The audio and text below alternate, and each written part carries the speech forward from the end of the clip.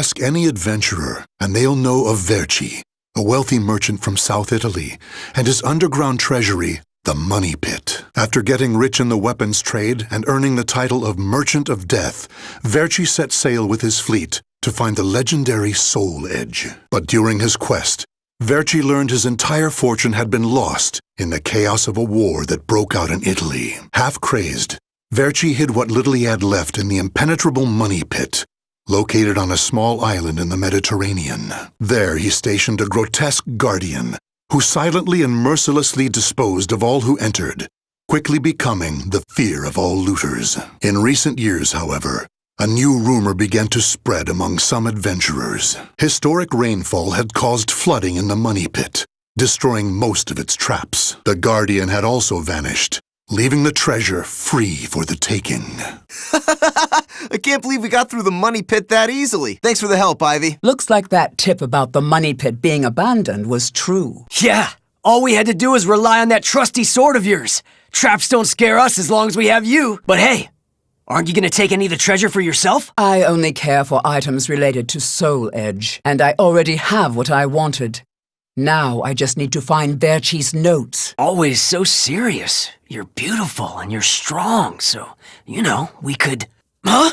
What the hell is that? The sword's resonating? Hey, what did you go quiet for? Whoa, don't drop the treasure there. Huh? Oh, this is a head! Above you! Ready your weapon! Huh? I knew this was too good to be true. That's your target, Blade. The Guardian. Ha! Slice up everything that comes near us, Blade. I missed? Oh no! Ugh, I'm at a disadvantage fighting here. My blade, show me the way out!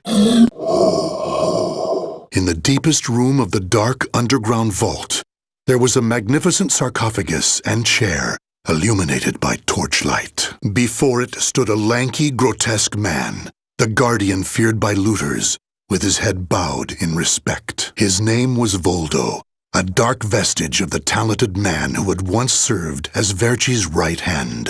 Long years underground had robbed Voldo of his sight and sanity. Before his dead master's sarcophagus, he reported his failures. Voldo deeply regretted the fact that he had left the Money Pit for 3 years in order to find Soul Edge. And although he was completely alone, Voldo heard a familiar voice. Thank you for your report, Voldo. With new challenges often come failure. Learn from your failures, and you shall be wiser. While you were in the outside world, the Money Pit was flooded, and the traps were all destroyed. Now then, enough lamenting.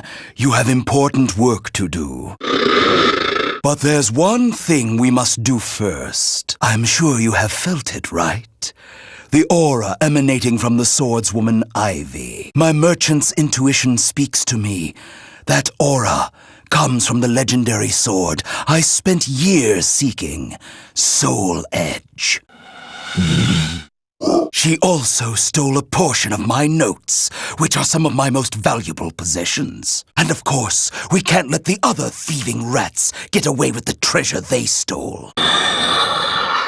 Therefore, Voldo, I shall give you 2 missions. Your first is to track down that woman and acquire all the clues you can concerning Soul Edge. Your second is to reclaim my notes, as well as all the pieces of my collection that were stolen. Some of the vermin still remain on this island. Exterminate them first, and reclaim what they stole. I'm counting on you, my loyal servant. Look at the jewel on this sword! That's really something. Not that I expected any less from Verci's collection. What was that sound? The wind? Ah! The adventurers had looted a number of the strange weapons Verci had collected.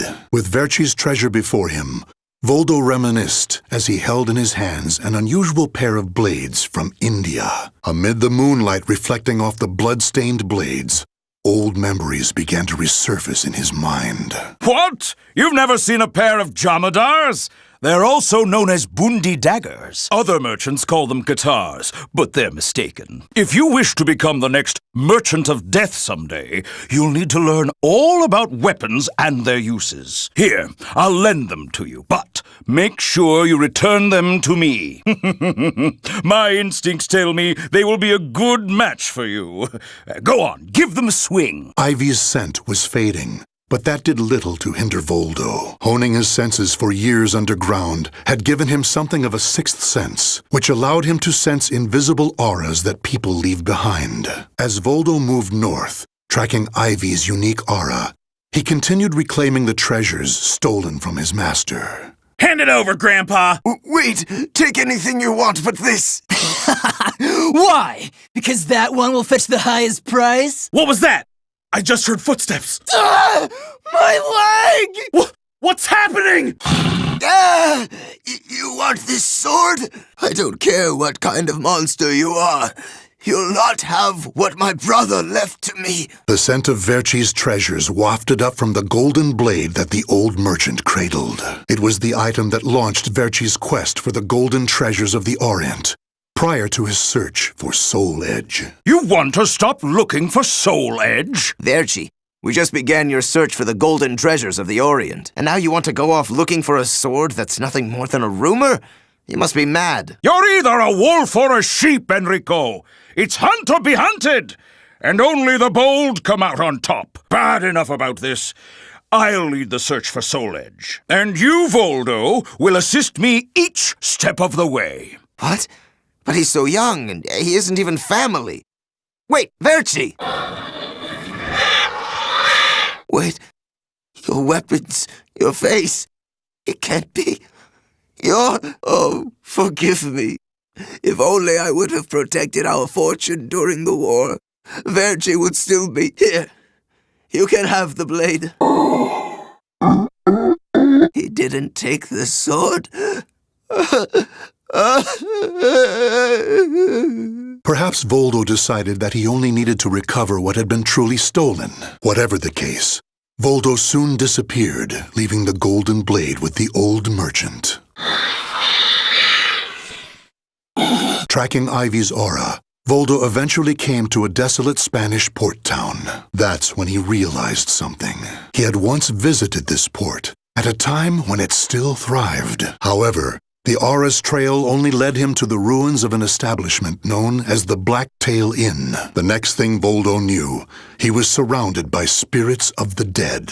Steal, kill, and steal again. Oh, Cervantes, curse you!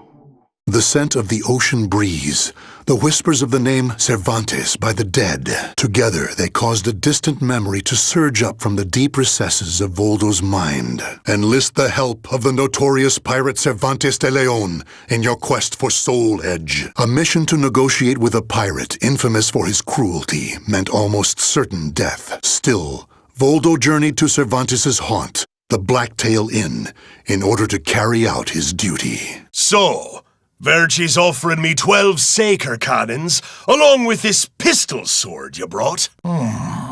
It's certainly a rare item. I see Verci taught you something about the art of appraisal. It's curious, though. If he wanted to ask a favor of me, then why did he not come here in person? Instead, he sent a whelp like you! My, a bullet grazes your cheek and you don't even blink. Not bad. I've taken a liking to this weapon. 4 top-of-the-line culverin cannons and 4 falconets. I want Verci to send me the same things he gave to the Spanish Armada. I'll accept the deal and let you return with good news. It will be good for a little amusement, at least. As Voldo tracked Ivy east, her aura growing ever stronger, he became aware of 2 things. The first was that Ivy had crossed the mountains and was now moving west. The other was that he was not alone in this hunt. Some unknown group was also secretly tracking Ivy. Regardless of who they were, Voldo had no doubt they would only hinder his mission. So it was that Voldo decided to utilize the mountainous terrain to hunt down the hunters. The doomed woman with the blood of the cursed sword in her veins. I don't like the idea of being ordered to eliminate a mere woman. And why do we need so many people? Once you see her blade in action, you'll change your mind. Don't worry. I'm ready for whatever happens. But something's off. We should have been engaging the enemy by now. Where's the signal? What the? What the hell's this? We're being attacked by an unidentified entity. I need to report. Ah! Having fun? Oh, right. I forgot you have no sense of humor. Never thought the day would come when I'd be saved by you. Don't expect me to thank you. Long time no see, Guardian. Or should I say, Voldo. I could sense you approaching. I've gained a lot of experience since we last met, you know. I also did a little research. Research on the Merchant of Death and the young man who worked as his shrewd right-hand man. As someone whose life was also ruined by that cursed sword, it's hard not to feel sorry for you. I know. You want this box, right? Then fight me and win it back. A loyal blade, void of any hesitation. You know, I feel a little envious of you now. I don't need this anymore. Take it. But let me tell you one thing. The soul edge you seek has already been destroyed. If you want to see for yourself, head to Ostreinsberg. Farewell. After throwing Verci's box back to Voldo, Ivy leapt off the cliff and used her snake sword to disappear into the mountains. Voldo could have followed her, but the risk of dropping the precious box was too great. Since he had already collected several other treasures, Voldo decided to return to the money pit. Standing before Verci's sarcophagus once more, Voldo bowed his head and gave his report. Before long, amid an eerie glow, Verci appeared before his loyal servant. Welcome back. You have my thanks for completing both your missions. I find it hard to believe that Soul Edge was destroyed, but we will learn the truth in time. First, we should rejoice that my treasures are now back where they belong. Also, the woman may have stolen a portion of my notes, but in this box are our letters. The letters we exchanged while you were assisting me in my search for Soul Edge. These easily contain more information than one could ever glean from my notes. I'm sure she would want to get her hands on them. However, the real reason I value this box so much is because it contains a record of my successor completing all his training. The fact that Voldo still remained loyal to his master long after his demise proved how much they trusted each other. Deep within the dark pit, in a hollow darkness lit only by the glow of flickering flames and gold, Voldo basked in a new, blissful light, born from Verci's everlasting trust. The names of the warriors whose fates were bound to the two swords have been etched into the very fibers of history.